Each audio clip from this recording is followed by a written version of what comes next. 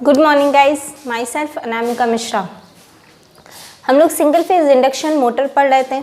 Single phase induction motor में हम ये पढ़ चुके थे कि सिंगल फेज इंडक्शन मोटर में रोटेटिंग टॉर्क नहीं होता है, जिसके कारण सिंगल फेज इंडक्शन मोटर जो होती है वो सेल्फ स्टार्ट नहीं होती है।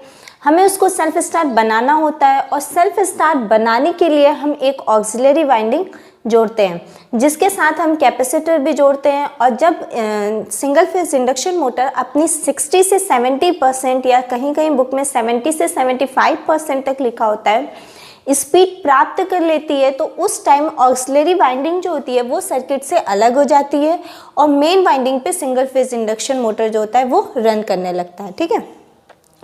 अच्छा, हम एक चीज़ ये देख रहे थे कि single phase induction motor self start क्यों नहीं होता है, क्योंकि ये हम जब स्टेटर पर सप्लाई देते हैं, जैसे मान लीजिए ये हमारा स्टेटर है, इस पर हम लोग ने सप्लाई दिया आर, वाई और बी। ठीक है। तो जब स्टेटर पे सप्लाई देते हैं तो यहाँ पर क्या हुआ, यहाँ पर रिजल्टेंट मैग्नेटिक फ्लक्स था, है ना। जो मैग्नेटिक फ्लक्स था वो रोटेट करना स्टार्ट किया और ये है हमारा रोटर।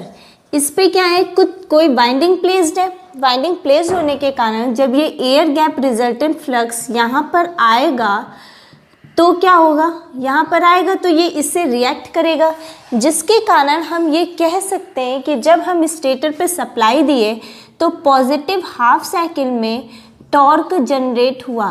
ठीक है, जिसको हम लोग क्या कहते हैं, फॉरवर्ड टॉर्क कहते हैं। और निगेटिव हाफ साइकिल में भी उतना ही टॉर्क जनरेट हुआ, जिसको हम लोग बैकवर्ड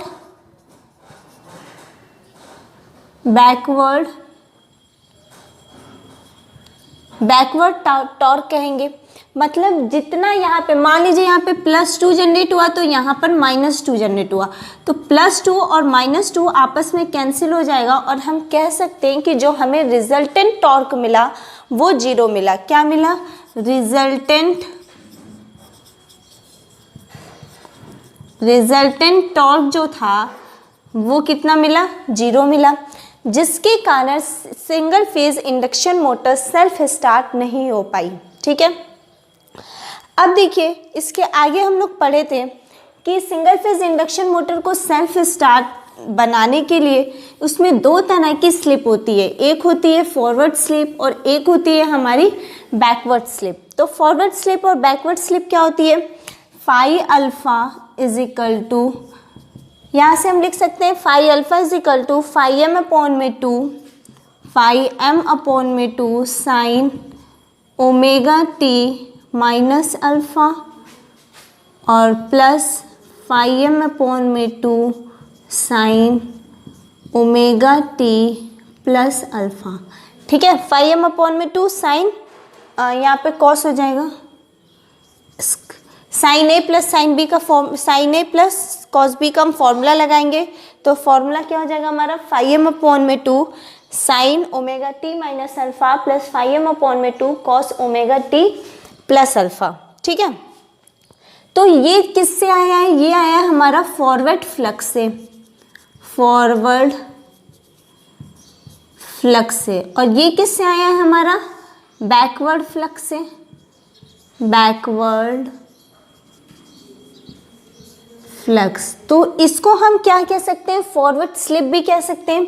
मतलब यहाँ से जो स्लिप हमें मिलेगी वो कैसी होगी, फॉरवर्ड स्लिप, और यहाँ से जो हमें स्लिप मिलेगी वो कैसी होगी, बैकवर्ड स्लिप। मतलब यहाँ से जो मिली वो फॉरवर्ड स्लिप थी और यहाँ से जो मिली वो बैकवर्ड स्लिप थी। और ये हुआ क्या, यही दोनों मिलकर हम इस दोनों को क्या कहेंगे, रिजल्टेंट टॉर्क। रिजल्टेंट टॉर्क मतलब इस बार हमें 2 तरह की टॉर्क मिल रहा है, एक फॉरवर्ड डायरेक्शन में, एक बैकवर्ड डायरेक्शन में। ठीक है। तो अगर फॉरवर्ड स्लिप की हम बात करेंगे तो forward slip is equal to क्या होगा हमारा, NS माइनस N अपॉन में NS। फॉरवर्ड स्लिप को हम किससे प्रदर्शित करेंगे, SF से। ठीक है। तो यहाँ से हम अगर NS कॉमन ले लेंगे तो हमारे पास क्या बचेगा, NS कॉमन ले लेंगे, यहाँ पे बचेगा 1 माइनस N अपॉन में NS। 1 माइनस एन अपॉन में एन एस, ठीक है, ये हो गई हमारी इक्वेशन फर्स्ट। उसके बाद अगर एस बैकवर्ड की हम बात करेंगे, यानी बैकवर्ड डायरेक्शन में हमारा स्लिप क्या होगा, तो यहाँ पर हम लिख सकते हैं एन एस, और चूंकि बैकवर्ड डायरेक्शन में मतलब कि निगेटिव डायरेक्शन में, तो निगेटिव डायरेक्शन में तो हम माइनस लेकर चलेंगे, बीच में माइनस और यहाँ पे माइनस अपॉन में एन एस, ठीक है। तो ये माइनस और ये माइनस क्या होंगे, आपस में प्लस हो जाएंगे। तो अगर हम यहाँ से एन एस कॉमन लेंगे तो यहाँ पे क्या मिलेगा हमें, 1 प्लस एन अपॉन में एन एस, ये क्या हो जाएगी हमारी इक्वेशन सेकेंड बन जाएगी, ठीक है। अब अगर हम दोनों इक्वेशन को मिलाते हैं तो हमें देखिए यहाँ से क्या मिलेगा, एस एफ प्लस यानी forward slip plus backward slip is equal to 1 minus N upon में एन एस और प्लस 1 माइनस ये माइनस हो जाएगा और ये प्लस हो जाएगा एन अपॉन में एन एस, ठीक है। ये कट गया और ये कट गया और ये क्या हो जाएगा हमारा प्लस में, यानी 1 1 क्या हो जाएगा 2 हो जाएगा, ठीक है। तो 2 आया, इसका मतलब एस एफ ये किसकी वैल्यू है, फॉरवर्ड स्लिप और बैकवर्ड स्लिप की। किसकी वैल्यू है, फॉरवर्ड स्लिप और बैकवर्ड स्लिप की।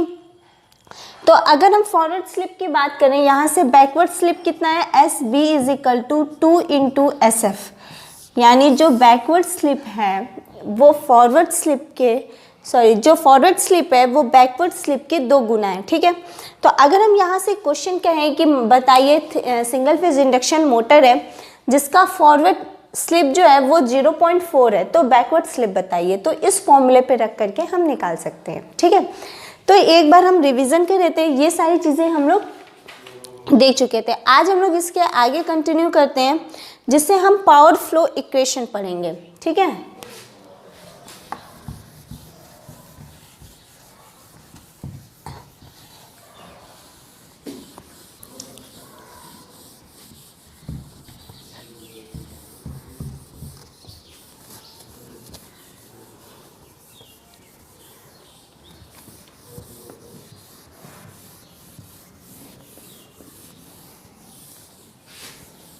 यहाँ से हम लोग क्या पढ़ेंगे, पावर फ्लो इक्वेशन, पावर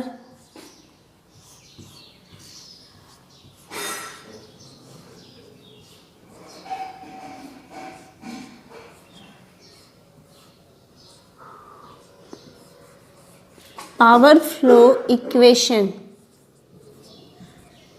ठीक है। तो सबसे पहले हम सिंगल फेज इंडक्शन मोटर में क्या करते हैं, स्टेटर पर इनपुट देते हैं, ठीक है। यानी कि हम यहाँ पर स्टेटर पर इनपुट दिए, तो स्टेटर पर इनपुट देने के बाद उसमें क्या हुआ, कुछ लॉसेज हुआ जिसको हम क्या कहेंगे, स्टेटर कॉपर लॉस। तो हम यहाँ से माइनस कर लेंगे, क्या माइनस करेंगे, स्टेटर कॉपर लॉस। अब हम इसके आगे बढ़ेंगे और स्टेटर पे इनपुट देने के बाद किस में आएगा, एयर गैप पावर आएगा, ठीक है। ये मैंने आपको फर्स्ट डे बताया था, ये स्टेटर है, ये रोटर है और इसके बीच में क्या है, एयर गैप पावर है, या फिर हम इसी को एयर गैप रिजल्टेंट फ्लक्स भी कह सकते हैं। तो क्या आएगा, air gap power, air gap power. हमने स्टेटर को इनपुट दिया और स्टेटर के इनपुट में से जो कॉपर लॉस था उसको माइनस कर लिए। उसके बाद हम एयर गैप पावर में आए और एयर गैप पावर में भी क्या हुआ कि रोटर में कॉपर लॉस था। यहाँ से अगर हम देखेंगे तो रोटर जो था उसमें क्या था, copper loss, rotor copper loss, ठीक है। तो हमने क्या किया कि रोटर कॉपर लॉस को माइनस कर लिया। उसके बाद हम आए रोटर डेवलप्ड पावर, यहाँ से क्या हुआ, फिर रोटर पावर डेवलप कर दिया, rotor developed power, rotor developed power, ठीक है। जब रोटर में पावर डेवलप हो गई तो रोटर रोटेट करने लगा, रोटर के रोटेट करने के कारण उसमें कुछ मैकेनिकल लॉस होगा जिसको हम क्या करेंगे, माइनस करेंगे। तो यहाँ से हमने क्या माइनस किया, यहाँ से हमने क्या माइनस किया, रोटर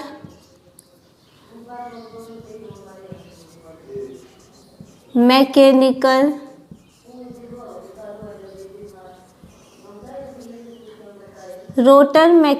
लॉस। ठीक है, जब रोटर घूमने लगता है तो उसमें कुछ फ्रिक्शन लॉसेस होते हैं, विंडेज लॉसेस होती हैं, तो उन सारी चीज़ को उसी को हम क्या कहते हैं, मैकेनिकल लॉस कहते हैं। तो रोटर का जो मैकेनिकल लॉस था वो माइनस हो गया। अब हमारे पास क्या बचा, शाफ्ट पर आउटपुट पावर मिल जाएगा। यहाँ से हमें क्या मिलेगा, शाफ्ट आउटपुट पावर। ठीक है, तो ये सिंगल फेज इंडक्शन मोटर का पावर फ्लो डायग्राम है। इस डायग्राम में सबसे पहले हमने स्टेटर को इनपुट दिया और स्टेटर पे जैसे ही हम इनपुट देंगे तो वहाँ पे कुछ कॉपर लॉस होगा। मतलब कॉपर लॉस, कैसा कॉपर लॉस बनाने के लिए, मतलब कम करने के लिए हम अच्छे से अच्छा मटेरियल यूज़ करेंगे। मटेरियल यूज़ करेंगे तो हिस्टेरेसिस लॉस कम होगा, लेमिनेशन करेंगे तो ईडी करंट लॉसेस कम होगा। इन सारे लॉसेस को हमने मिनिमाइज कर लिया। ठीक है, तो स्टेटर के इनपुट से स्टेटर कॉपर लॉस को मिनिमाइज करने के बाद आगे बढ़े तो एयर गैप पावर, यानी कि जो यहाँ पे फ्लक्स था वहाँ पर पहुँचे। तो यहाँ पे फ्लक्स जो था वो एयर गैप होने की वजह से रोटेट करने लगा। ये 5 पूरा यहाँ पे रोटेट कर रहा है, तो रोटेट करने की वजह से यहाँ पे कुछ पावर का जनरेशन हुआ। ठीक है, तो उसी को हम एयर गैप पावर बोले। और इस एयर गैप पावर में रोटर कॉपर लॉस भी है। मैंने आपको बताया था कि यहाँ के सारे फ्लक्स यहाँ पर आने लगेंगे, यानी कि रोटर पर आने लगेंगे। तो रोटर पे जब आएंगे तो इसमें भी तो कुछ कॉपर लॉस होगा, उसको हम लोग मिनिमाइज कर लेंगे। फिर आगे बढ़ेंगे तो इसके बाद रोटर जो था वो पावर को डेवलप कर दिया। ठीक है, पावर डेवलप होने के बाद rotor as a rotating part है, तो रोटेटिंग पार्ट होने के कारण उसमें मैकेनिकल लॉस होगा।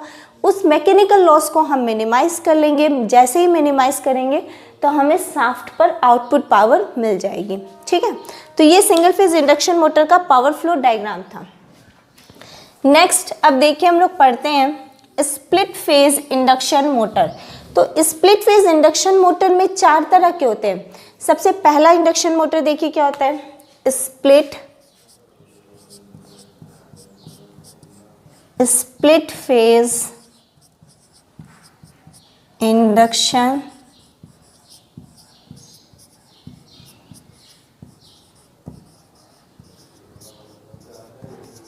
Motor. Split phase induction motor, split phase induction motor में कौन कौन से मोटर होते हैं। फर्स्ट मोटर होता है हमारा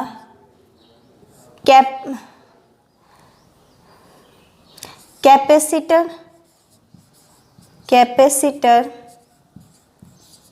start motor, capacitor start motor. उसके बाद क्या होता है कैपेसिटर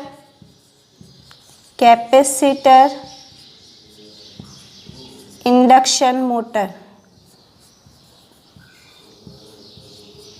कैपेसिटर इंडक्शन मोटर। ठीक है, फिर नेक्स्ट होता है कभी कभी ऑब्जेक्टिव में इस तरह से भी पूछ लेता है, बताइए निम्न में से कौन सा स्प्लिट फेज इंडक्शन मोटर के अंतर्गत नहीं आता है। तो जब नहीं आता है तो उसमें 3 यहाँ के टाइप लिखे रहेंगे और एक यूनिवर्सल मोटर, चाहे हिस्टैरिसीस मोटर, रिलक्टेंस मोटर, ऐसा कुछ भी डाल देगा जिससे हमें टिक करना रहेगा। ठीक है, उसके बाद होगा कैपेसिटर स्टार्ट कैपेसिटर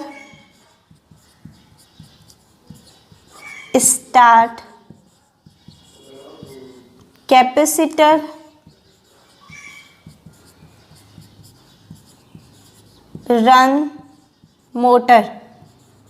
ठीक है, तो सबसे पहले कैपेसिटर स्टार्ट मोटर, फिर capacitor induction motor, capacitor start, capacitor run motor. तो जो ये कैपेसिटर, इससे पहले भी हम एक परमानेंट कैपेसिटर मोटर भी पढ़ते हैं। ठीक है, वो भी पढ़ेंगे। तो इस मोटर में क्या होता है कि 2 कैपेसिटर का यूज़ करते हैं। कैसे, एक जो हमारी स्टार्टिंग वाइंडिंग होती है, मान लीजिए अगर हम थोड़ा सा रफली अगर आपको समझाएं तो ये जो हमारा रोटर हो गया, ठीक है, ये रोटर हो गया और हमने स्टेटर पर वाइंडिंग की हुई है, ठीक है।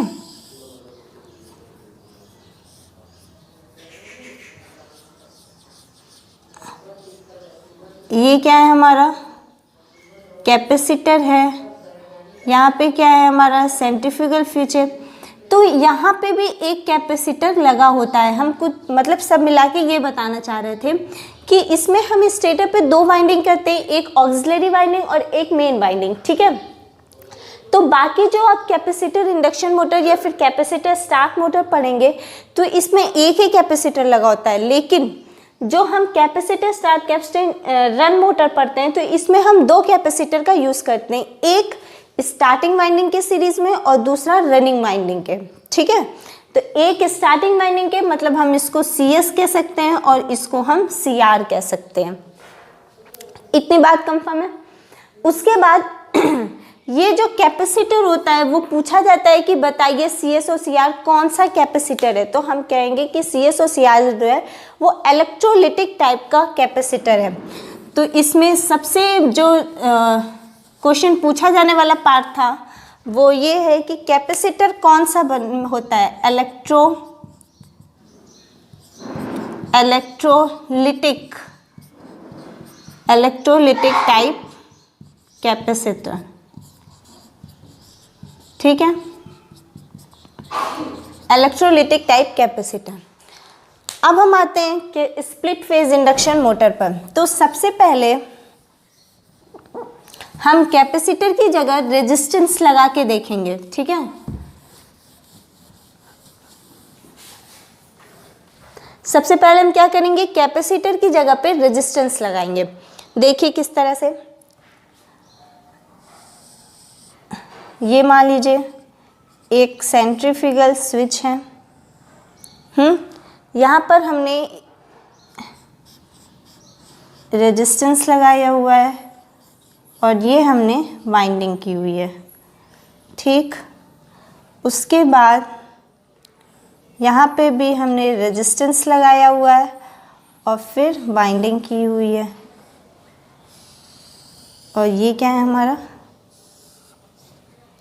यहाँ से V वोल्टेज की सप्लाई दिए हैं, ठीक है, यहाँ से V वोल्टेज की सप्लाई दी है। यहाँ से जो करंट जा रही है उसको हम I कहेंगे, यहाँ पे जो करंट आ रही है उसको IM कहेंगे और यहाँ पे भी जो करंट आ रही है उसको IM कहेंगे, ठीक है।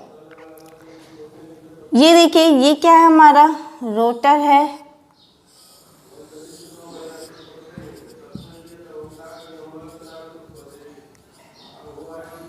ये क्या है हमारा रोटर है,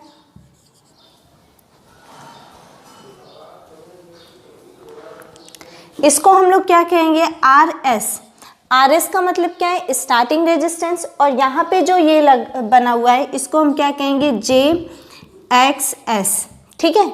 ये किसका है, स्टार्टिंग का है। अब देखिए ये जो है वो रनिंग का है, मतलब कि रनिंग है, मतलब RR भी कह सकते हैं, मेन वाइंडिंग का है तो RM भी कह सकते हैं, कुछ भी कह सकते हैं। तो इसको हम मान लेते हैं RM, ठीक है। और इसको हम मानेंगे ZXM, ये क्या हमारा रिएक्टेंस की तरह वर्क कर रहा है। तो यहाँ पे अगर हम लिख दें तो RS is equal to starting resistance, RS is equal to starting resistance और RM को हम लिख सकते हैं मेन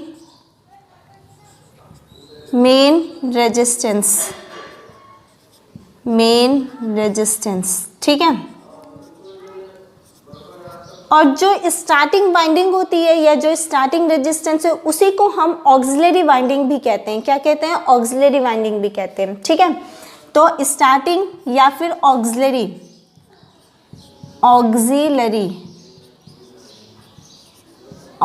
वाइंडिंग भी कहते हैं। एक बात और ध्यान दीजिएगा, ये क्वेश्चन पूछा जाता है कि बताइए स्टार्टिंग वाइंडिंग जो होती है वो जो कैपेसिटर लगा होता है वो किसके सीरीज़ में लगा होता है। तो यहाँ पे तो हम अभी एक रेजिस्टेंस लगा के आपको दिखा रहे हैं, जब इसके आगे हम लोग कैपेसिटर लगा के देखेंगे तो आप देखेंगे कि ये जो कैपेसिटर होता है वो स्टार्टिंग वाइंडिंग के सीरीज़ में लगा होता है और जो मेन वाइंडिंग होती है उसके पैरेलल में लगा होता है। ठीक है, स्टार्टिंग वाइंडिंग के सीरीज़ में और मेन वाइंडिंग के पैरेलल में। ये क्या लगा हुआ है, सेंट्रीफ्यूगल स्विच, सेंट्रीफ्यूगल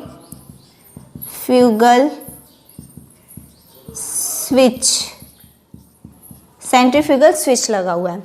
अब देखिए मोटर जो होती है वो रन करना स्टार्ट की और जैसे ही हमने उसका फेजर डायग्राम बनाया यानी वोल्टेज, तो कैपेसिटर तो है नहीं जो करंट लीड करेगी, इसका कैपेसिटर रहता तो करंट लीड करती, इसका मतलब कि करंट यहाँ पर लैग कर रही है। कौन सी करंट लैग करेगी, सबसे पहले इस जो हमारी IA, ठीक है, IA हमारी लैग कर रही है, उसके बाद IM मतलब मेन वाइंडिंग की भी करंट लैग करेगी और जब हम इसका टोटल रिजल्टेंट करंट देखेंगे तो क्या आएगा हमारे पास, I, इसको हम क्या कहेंगे, I। ठीक है, मतलब कि अगर कैपेसिटर हमेशा लीडिंग पावर फैक्टर पे काम करता है तो करंट जो होती है वो लीडिंग होती है, करंट लीड करती है वोल्टेज से 90 डिग्री के एंगल पे।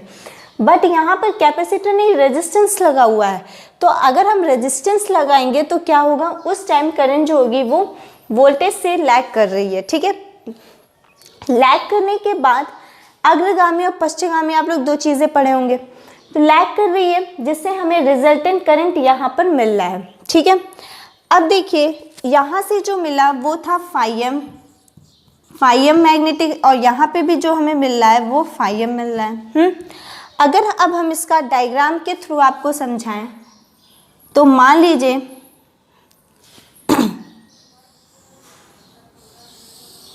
ये क्या है, हमारा स्पीड है। ठीक है, स्पीड है और ये क्या है, हमारा टॉर्क है। देखिए जब हम स्टेटर पे सप्लाई देंगे और रोटर अभी 60 से 70% की स्पीड पे चल रहा होगा, उस समय हमारा फेजर डायग्राम किस तरह बनेगा, ऐसे बनेगा, स्टार्टिंग वाइंडिंग के साथ में। ठीक है, ऐसा कुछ बनेगा स्टार्टिंग वाइंडिंग के साथ में। अगर ये क्या है, हमारा स्टार्टिंग वाइंडिंग है,